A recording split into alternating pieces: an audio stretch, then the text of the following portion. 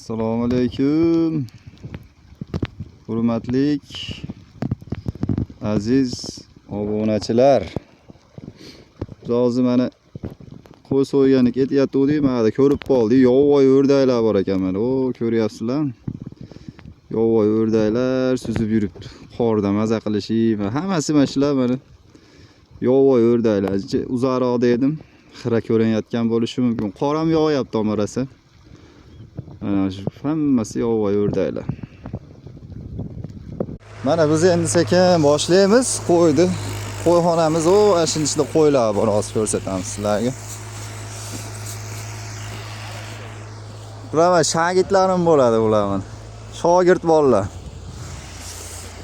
Hozir qo'yni tutib chiqamiz hozir. Mana birinchi qo'yni ham so'yib oldik.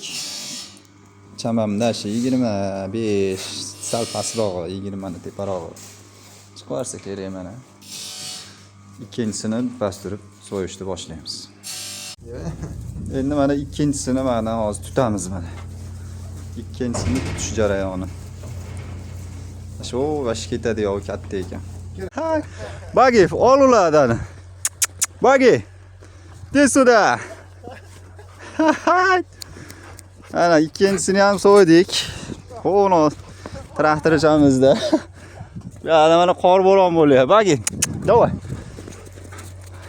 Qo'no traktorning ichida ikkinchimiz so'yib olib kelyapmiz. Hozir ichkarida ishni boshlaymiz endi. Вот, aka Muhammad, для тебя специально вот. Da примерно 30 doshig'i, 35, 30 atrofida.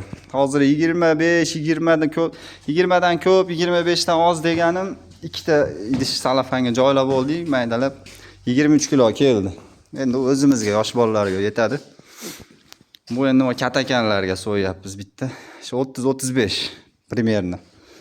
Taxminan demoqchiman-da endi u gapim bilan.